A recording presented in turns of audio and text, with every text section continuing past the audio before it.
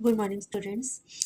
आज हम अपनी क्लास 11th की next chapter 3 golden rules of accounting start करने जा रहे हैं। ये चैप्टर बिल्कुल ही पूरे अकाउंट्स का बेस है। ये जो 3 गोल्डन रूल्स हैं ये पूरी अकाउंट्स जितनी भी आप कर रहे हैं वो इन 3 रूल्स पे ही बेस्ड है, इसलिए इनको समझना बहुत ज़रूरी है। तो इस रूल्स के को पढ़ने के लिए हम एक चीज़ और पढ़ेंगे इसके अंदर, क्लासिफिकेशन ऑफ अकाउंट्स, और दूसरा गोल्डन रूल्स हमने पढ़ने ही है। लेकिन गोल्डन रूल्स पढ़ने से पहले हमें क्लासिफिकेशन ऑफ अकाउंट्स यानी अकाउंट्स के टाइप्स क्या होते हैं, उनको किस बेस पे हम अलग अलग अकाउंट्स में करते हैं वो भी जानना पड़ेगा। तो वो है क्लासिफिकेशन अकाउंट। चलिए हम अपनी वीडियो को स्टार्ट करते हैं। देखिए, जब हमने पिछला अकाउंटिंग इक्वेशन किया था तो उसके अंतर्गत उसमें हमने ये किया था कि कोई भी जो एंट्री है वो 2 अकाउंट पे इफेक्ट करती है। जैसे मान लो फर्नीचर परचेज्ड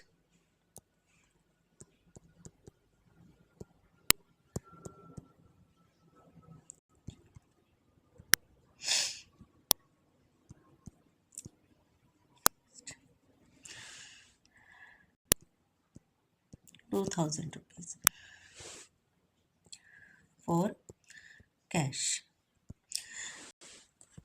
जो हमने अकाउंटिंग इक्वेशन की थी उसमें हमने पढ़ा था कि 2 अकाउंट्स को हमेशा कोई भी एंट्री है, कोई भी ट्रांजेक्शन है अगर कंपनी में हो रही है तो वो 2 अकाउंट्स को रिफ्लेक्ट करती है। जैसे furniture purchase for 2000 rupees for cash. अब इसमें कौन से 2 अकाउंट्स को रिफ्लेक्ट करेगी, आप बता सकते हैं? पहला फर्नीचर और दूसरा कैश, है ना? ये 2 अकाउंट्स को रिफ्लेक्ट करेगी। लेकिन जो हमारे जब हम आगे अपनी जो एंट्रीज हैं वो आगे की बुक्स में एंट्री करते हैं तो हमारा अकाउंटिंग का एक रूल है कि जो 2 अकाउंट्स को वो इफेक्ट कर रही है उसमें से एक अकाउंट को हमने डेबिट करना होता है और दूसरे अकाउंट को क्रेडिट करना होता है। ठीक है, ये जो 2 टर्म्स है डेबिट और क्रेडिट, ये हमारे अकाउंटिंग में हमेशा यूज होती हैं कि हमने एक अकाउंट को डेबिट करेंगे तो दूसरे को क्रेडिट करेंगे। तो लेकिन डेबिट और क्रेडिट है क्या, इसके बारे में जानेंगे हम पहले। तो देखिए, डेबिट और क्रेडिट क्या है। जब भी कोई हम अकाउंट बनाते हैं, खाता बनाते हैं, तो वो टी शेप होता है। ठीक है, उसमें 2 साइड्स हो जाती है, राइट और लेफ्ट। तो ये वाली जो साइड है डेबिट कहलाती है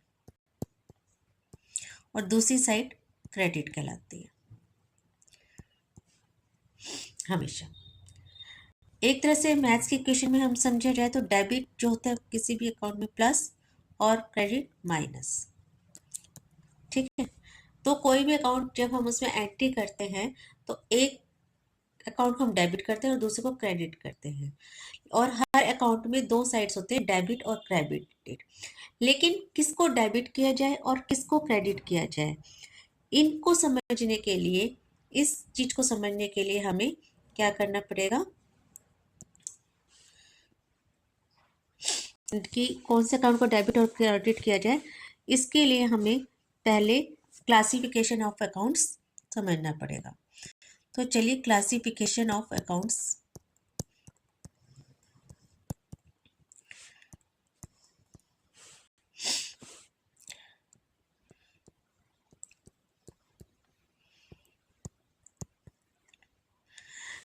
करते हैं। हम जितने भी अकाउंट्स होते हैं हमारी ट्रांजैक्शन अनगिनत होती हैं अपने फॉर्म में। तो कोई बाय नेम होती है, सेल्स अकाउंट होता है, परचेज अकाउंट होता है, रेंट अकाउंट होता है, कैश अकाउंट होता है। बाय नेम डेबिट डेटर्स और क्रेडिटर्स होते हैं, उनके बाय नेम अकाउंट्स होते हैं। तो लेकिन इतने सारे अकाउंट्स को हम क्लासीफाई करते हैं सबसे पहले। इनको क्लासीफाई करने के बाद ही हम रूल्स को अप्लाई करते हैं। तो हमारे जो क्लासिफिकेशन ऑफ अकाउंट्स है तो उस पे हमारे 3 टाइप्स के अकाउंट्स हो जाते हैं। ठीक है, पहली जो टाइप का अकाउंट है वो है पर्सनल अकाउंट।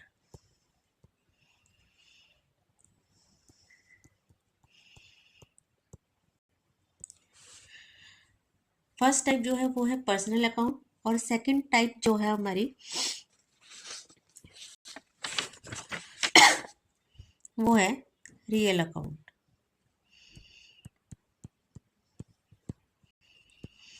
और थर्ड जो टाइप है वो है नॉमिनल अकाउंट।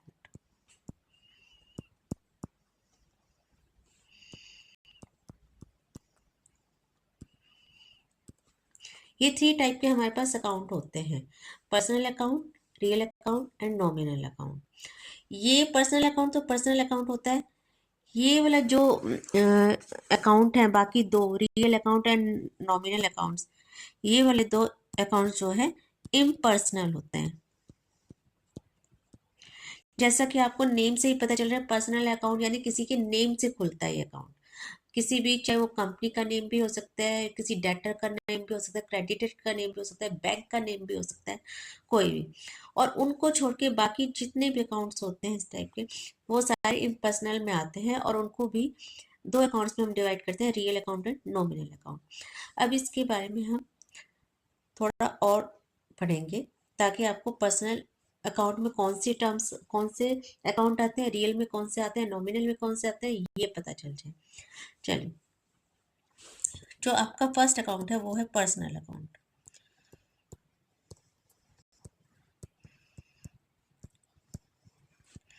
पर्सनल अकाउंट, अब पर्सनल अकाउंट के अंतर्गत जैसे आपको पता चल रहा है कि हर पर्सन बाय नेम अकाउंट खुलते हैं। जैसे मोहन्स अकाउंट,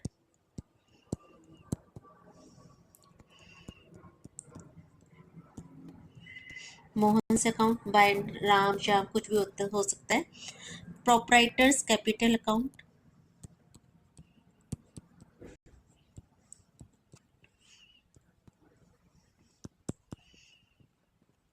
कैपिटल अकाउंट, ठीक है। प्रोप्राइटर आपको पता है जो बिजनेस शुरू करता है, जो ओनर होता है उसको प्रोप्राइटर, उसका कोई कैपिटल अकाउंट है, क्योंकि वो कैपिटल लेके आता है तो उसका प्रोप्राइटर कैपिटल अकाउंट से भी खुलेगा। और क्या हो सकता है, proprietors drawing account, drawing account यानी जितने भी पैसे वो बिजनेस से निकालता है वो उसकी ड्राइंग्स हो जाती है, उसके नाम से अकाउंट खुल जाएगा। ठीक है, ठीक है। फिर डेटर्स अकाउंट,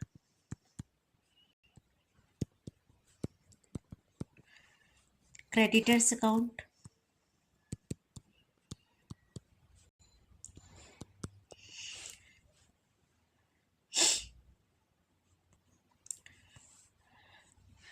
क्रेडिटर्स अकाउंट हो गया। उसके बाद कोई भी, ये तो एक्चुअल नेम है, किसी भी बैंक, जो आर्टिफिशियल अकाउंट्स होते हैं वो भी इसमें आ जाते हैं।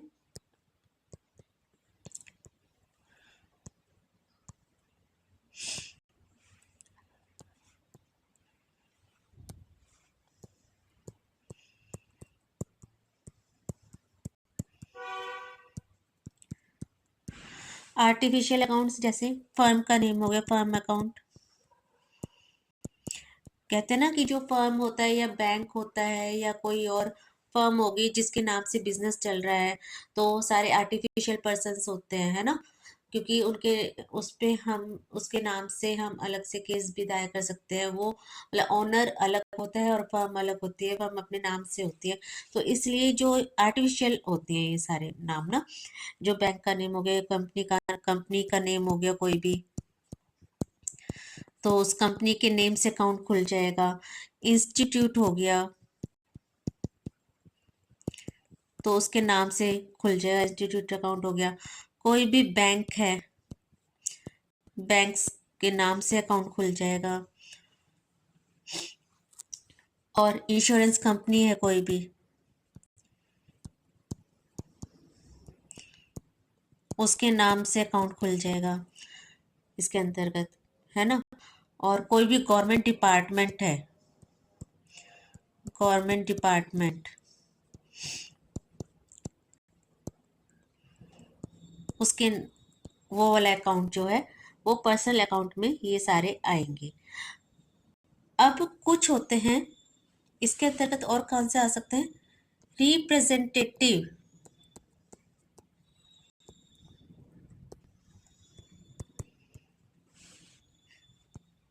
Personal account.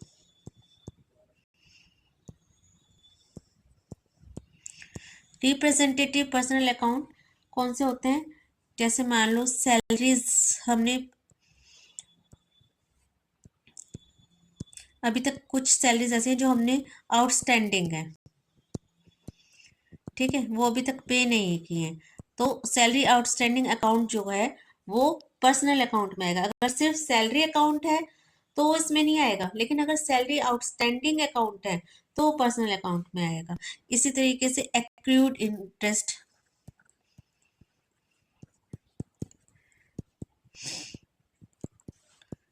अकाउंट, ये इसके अंदर आएगा। प्रीपेड, कुछ भी हमने प्रीपेड कर रखे, पहले ही दे रखी है कुछ अमाउंट किसी चीज का, जैसे प्रीपेड इंश्योरेंस है, तो उसका जो अकाउंट है वो पर्सनल अकाउंट में गिरेगा। अगर सिर्फ सैलरी है, इंटरेस्ट है, ओनली इंश्योरेंस है, सिर्फ सैलरी इंश्योरेंस, तो वो इसमें नहीं आएंगे। लेकिन अगर सैलरी आउटस्टैंडिंग है, उसके साथ कुछ लग रहा है इन सबके साथ, जैसे सैलरी के साथ आउटस्टैंडिंग लग रहा है, इंटरेस्ट के साथ एक्रूड लग रहा है, इंश्योरेंस के साथ प्रीपेड लग रहा है, तो ऐसे वाले जो अकाउंट है वो हमारे पर्सनल अकाउंट के अंतर्गत आएंगे। ठीक है, अब आपको ये तो पता चल गया कि पर्सनल अकाउंट के अंदर कौन कौन से अकाउंट्स आते हैं। अब इसके लिए रूल क्या है? ठीक है, रूल देखो, जितने भी ऊपर हमने अकाउंट्स पढ़े हैं पर्सनल अकाउंट, उसके अंतर्गत जब क्या चीज़ डेबिट की जाए और क्या चीज़ क्रेडिट की जाए, उसके लिए जो रूल लगता है वो है डेबिट व्हाट कम्स इन। ठीक है, और एंड क्रेडिट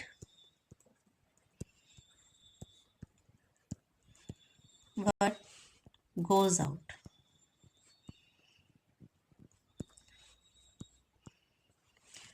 जो भी चीज आ रही है इनमें, जो ऊपर जितने भी अकाउंट्स हैं, अगर कोई चीज जो भी आ रही है बिजनेस में तो वो तो डेबिट हो जाएगी, अगर बाहर की तरफ फ्लो है उसका, बाहर जा रही है, तो वो क्रेडिट हो जाएगी। ठीक है, चलिए हम इसको एक एग्जाम्पल से समझते हैं। एग्जाम्पल क्या है, देखिए,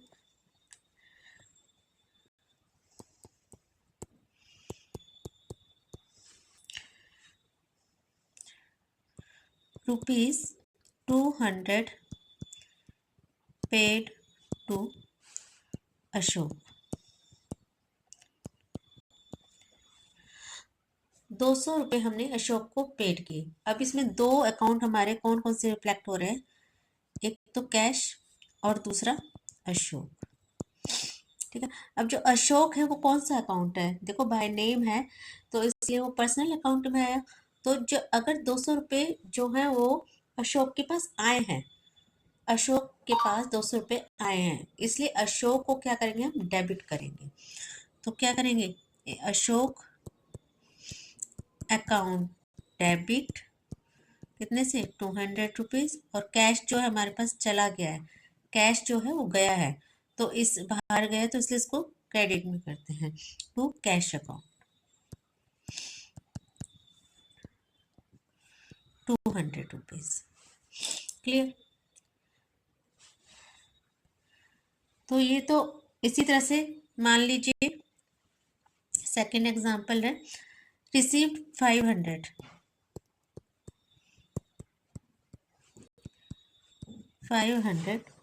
फ्रॉम मोहन।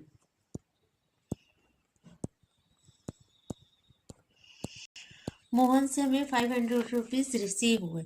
अब इसमें भी दो जो हमारे पास रिफ्लेक्ट हो रहे अकाउंट वो है कैश एंड मोहन, दो अकाउंट ये आ रहे हैं। अब मोहन से हमें रिसीव हुए हैं, तो हमारे पास जो है कैश आया है, कैश आया है, इसलिए कैश क्या करेंगे, कैश को डेबिट करेंगे, cash account debit 500 rupees to, Mohan के पास से गए हैं इसलिए मोहन को हमने क्रेडिट में लिखा है, नीचे लिखा है टू मोहन अकाउंट 500। क्लियर? चलिए अब हम अपने सेकंड जो अकाउंट है उसकी तरफ अप्रोच करते हैं। सेकंड जो हमारा अकाउंट है वो है रियल अकाउंट।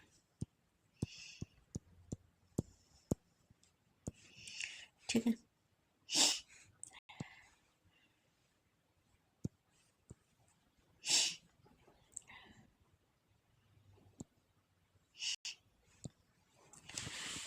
Real account. अब रियल अकाउंट कौन से होते हैं? रियल अकाउंट में देखो 2 टाइप्स के होते हैं रियल अकाउंट्स भी। आपके टेंजिबल, ये जब हमने, और सेकंड है इंटेंजिबल। रियल अकाउंट, टेंजिबल और इंटेंजिबल, ये जब हमने आपको बेसिक इसकी टर्म्स पढ़ाई थी उसमें हमने टेंजिबल और इंटेंजिबल बताए थे कि कौन सी टेंजिबल हो। चलो उसको रिकैप कर लेते हैं। फिर भी टेंजिबल जो अकाउंट्स होते हैं वो चीज़ें होती है टेंजिबल जिनको हम टच कर सकते हैं, देख सकते हैं, छू सकते हैं। ठीक है, और इनटेंजिबल वो होती हैं जिसको हम कैन बी टच्ड,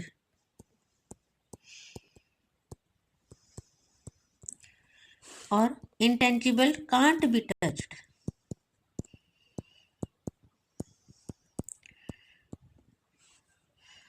इनको टच नहीं किया जा सकता और इनको टच किया जा सकता है, लेकिन इनकी अपनी फिर भी वैल्यू होती है। चाहे हम उसको टच नहीं कर सकते लेकिन उनकी फिर भी कोई ना कोई मनी में, मॉनेटरी उसमें वैल्यू होती है। अब टेंजिबल में कौन कौन सी आ जाएंगी देखिए चीजें। कैश आ जाएगा, फर्नीचर आ जाएगा, स्टॉक आ जाएगा, लैंड आ जाएगी, बिल्डिंग आ जाएगी, है ना। इस टाइप की चीज़ें जिनको हम टच कर सकते हैं वो वाली सारी टेंजिबल में आ जाएंगी। और इनटेंजिबल में क्या हो जाएगी, जिनको हम टच नहीं कर सकते लेकिन फिर भी कंपनी में उसकी वैल्यू होती है, वो होती है गुडविल। हर कंपनी की कुछ ना कुछ अपनी गुडविल होती है। वो उसके, जैसे पार्ले जी कंपनी है, उसकी गुडविल बनी हुई है, नाम से मशहूर है वो। कोई भी व्यक्ति, कोई भी पर्सन बाजार से मार्केट बोलेगा मुझे पार्ले जी का बिस्कुट दे दो, वो उसकी गुडविल है, तो उसकी वैल्यू है कुछ। ठीक है, पेटेंट्स हो गए, कोई भी चीज हमने अपना मार्क जो है वो पेटेंट करा रखा है तो वो पेटेंट हो गए वो, क्योंकि उसकी वैल्यू होती है उसकी भी। ट्रेड मार्क्स हो गए, मतलब जिस चीज का हम बिजनेस कर रहे हैं उसका कोई ना कोई हमने मार्क दिया जिससे वो मशहूर है, देखते ही पता चलता है वो उस कंपनी का, तो वो उसका ट्रेड मार्क है। कॉपी राइट्स हो गए, ये सारी जो चीजें हैं इनको हम टच नहीं कर सकते लेकिन फिर भी इनकी वैल्यू होती है, ये सारी इंटेंजिबल होती हैं। तो जो रियल अकाउंट है उसमें टेंजिबल और इंटेंजिबल थिंग्स आती हैं हमारे पास। तो अब आपको ये पता चल गया होगा कि इसमें रियल अकाउंट में कौन कौन सी चीजें आएंगी। अब इसका जो रूल है वो क्या है? Rule, debit what comes in,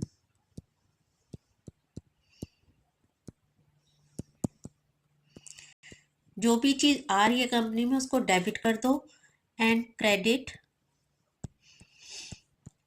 what goes out.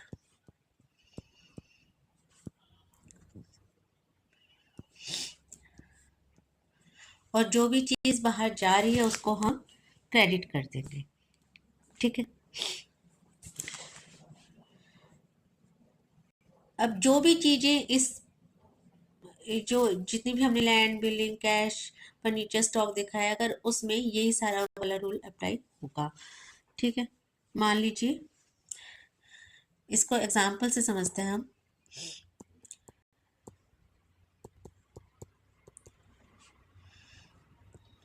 Furniture purchased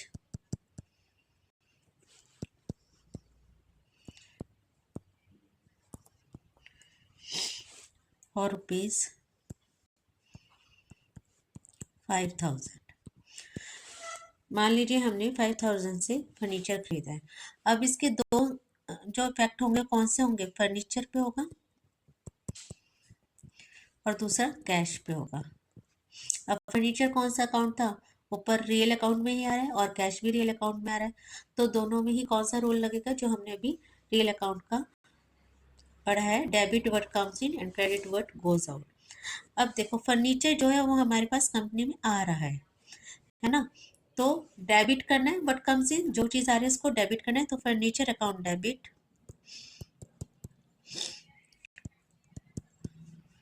debit कितने से, 5000 रुपीज से, टू कैश जो है वो हमारे पास जा रहा है, क्रेडिट व्हाट गोज आउट, तो टू कैश अकाउंट 5000। क्लियर। तो ये था हमारा रियल अकाउंट और उसका रूल। थर्ड देखिए, जो थर्ड अकाउंट है वो है हमारा, थर्ड जो अकाउंट है वो है नॉमिनल अकाउंट।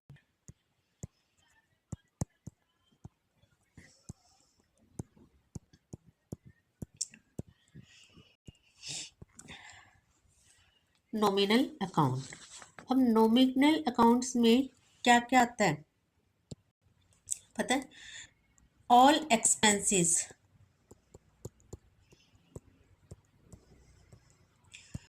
और लॉसेस, कंपनी के जितने भी खर्चे हैं या फिर कोई लॉस हो गया वो, एंड ऑल, इसका अपोजिट, इनकम्स और प्रॉफिट्स, वो जितने भी एक्सपेंसेस हैं, लॉसेस हैं, इनकम्स हैं, प्रॉफिट्स हैं, वो सारे नॉमिनल अकाउंट में आते हैं। इसके एग्जांपल्स लेते हैं, कौन कौन से अकाउंट आएंगे इसमें देखिए, जैसे है सैलरी पेड, रेंट पेड, ये सारे हमारी कंपनी के क्या हैं, एक्सपेंसेस हैं। डिस्काउंट अलाउड, किसी को हमने डिस्काउंट अलाउ कर दिया तो हमारा क्या है, लॉस है, ठीक है, तो इसके अंतर्गत आएगा वो। और क्या आएगा, बैड डेब्ट्स,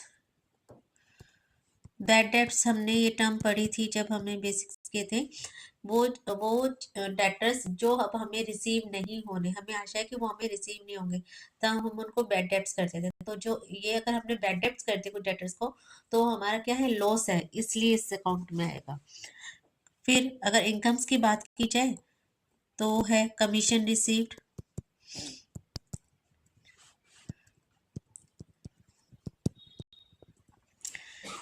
इंटरेस्ट रिसीव्ड,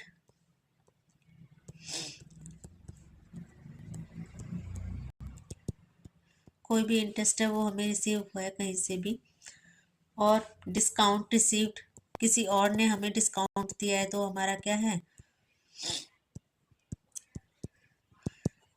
वो हमारा प्रॉफिट है, तो इसलिए वो नॉमिनल अकाउंट में आएगा। और क्या आएगा इसमें, purchase account and sales account, जितने भी हम परचेजेस करते हैं या सेल्स करते हैं, क्योंकि परचेज या सेल करेंगे तो ये परचेज करेंगे तो हमारे खर्चे हुए कोई ना कोई, है ना, तो वो इसलिए आए, और सेल्स करेंगे तो उससे हमारी इनकम जनरेट होती है, तो इसलिए वो नॉमिनल अकाउंट में आएंगे। तो ये वाली सारी चीज़ें हमारी नॉमिनल अकाउंट में थी, जितने भी एक्सपेंसेस, लॉसेस, इनकम, गेन्स होते हैं वो सारे। अब इसके बारे में रूल क्या कहता है, इस वाले अकाउंट के बारे में, इसके बारे में रूल कहता है, debit all expenses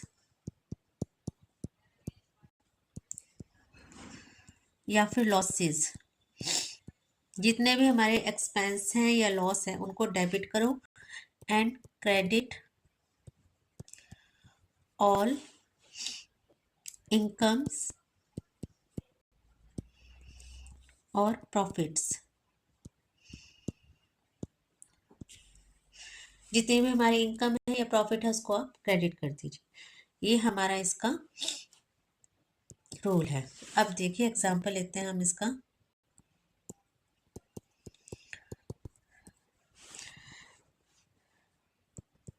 paid rupees 2000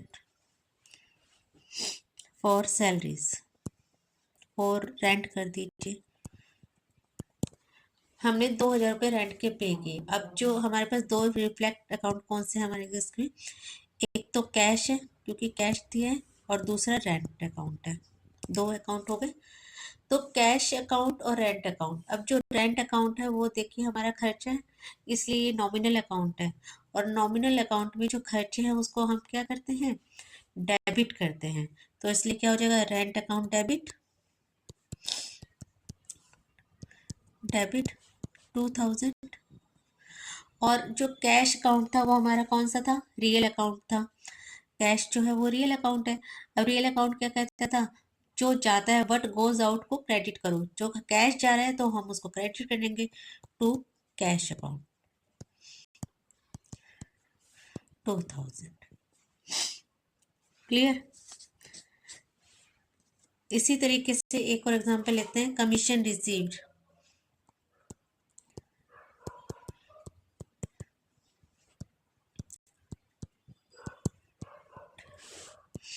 1,000 rupees. हमें 1,000 रुपीज़ कमीशन रिसीव हुआ है। तो इससे दो रिफ्लेक्ट अकाउंट कौन से हैं, एक कैश है और दूसरा कमीशन अकाउंट। ठीक है। अब कमीशन जो है वो हमारा क्या है, प्रॉफिट है। प्रॉफिट को हम क्या करते हैं, क्रेडिट करते हैं। और जो कैश है वो कौन सा अकाउंट है, हमारा रियल अकाउंट है। जो चीज़ आ रही होती है उसको हम डेबिट करते हैं। तो इसलिए हम कैश को तो डेबिट करेंगे, cash account debit 1,000 rupees to commission, क्योंकि ये हमारा प्रॉफिट था इसलिए इसको हमने क्रेडिट किया है। कमीशन अकाउंट 1,000 रुपीज़, इसको हमने क्रेडिट किया है। तो ये चीज़ आपको समझ आ गई होगी कि हमारे जो 3 अकाउंट्स होते हैं और उनके रूल्स क्या हैं वो आपको समझ आ गए होंगे। चलिए इन रूल्स को हम एक बार फिर से ऊपर से देख लेते हैं। पहला जो हमारा था रियल अकाउंट नहीं, सबसे पहले था हमारा पर्सनल अकाउंट। ठीक है, उसके बारे में पढ़ा था हमने, पर्सनल अकाउंट जिसमें बाय नेम्स होते हैं वो उस अकाउंट के अंतर्गत। ठीक है, और उसका जो रूल था क्या, debit what comes in and credit what goes out. Second जो अकाउंट था हमारा वो था रियल अकाउंट, जिसमें टेंजिबल और इंटेंजिबल एसेट्स थी। तो उसका जो था हमारे पास वो था rule, debit what comes in and credit what goes out. Third जो हमारा अकाउंट था वो था नॉमिनल अकाउंट, जिसमें कि सारे एक्सपेंसेस, इनकम, लॉसेस, प्रॉफिट ये आते हैं। और उसका जो रूल था वो था debit all expenses and losses and credit all incomes and profits. इसके अंदर मैं आपको एक चीज़ और बताना चाहूँगी, जब हम क्लासीफाई करेंगे इनको, सबसे पहले जब भी हमारे कोई ट्रांजैक्शन होती है तो हमें इन तीनों अकाउंट्स में क्लासीफाई करना होता है हमें, कि कौन से टाइप का अकाउंट है ये जाने हम, और फिर जिस टाइप का अकाउंट है उस टाइप के अकॉर्डिंग उसी रूल को फॉलो करें।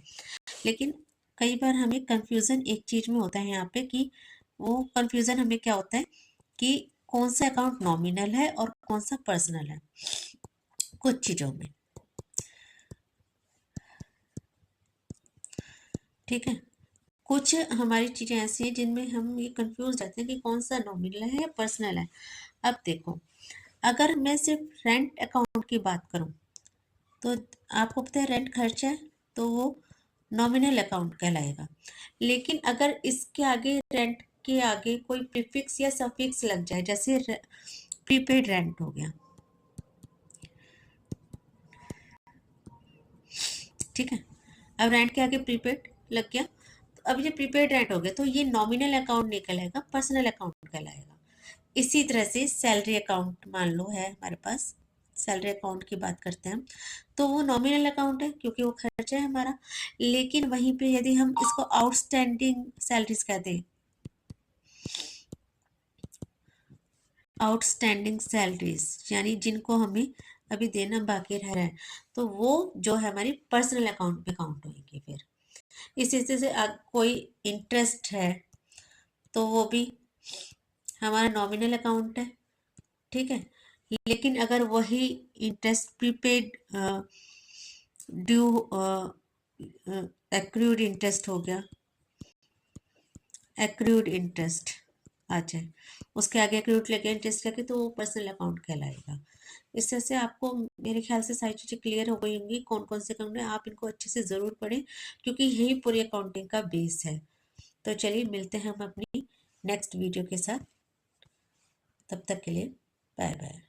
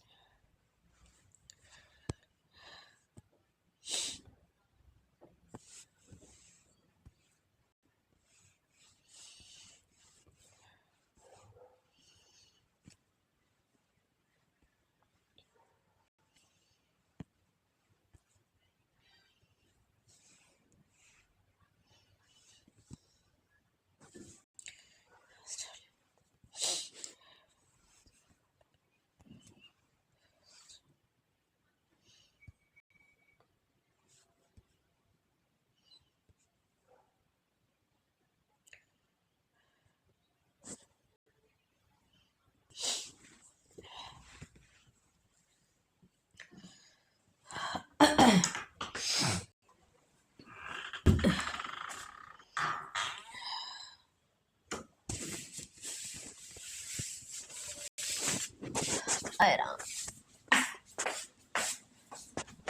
देख कैसे बनी है, अच्छी है। बिना देख तुम मेरी बेइज्जती कर रही है। मैं सुना था ना। सुना क्यों था, पढ़ो। ओह वाह, ये आपने करा है। वाह अच्छा है ये डिजाइन। इसमें आवाज क्यों नहीं आ रही? किसमें? वीडियो रोक दी। हाँ, इसको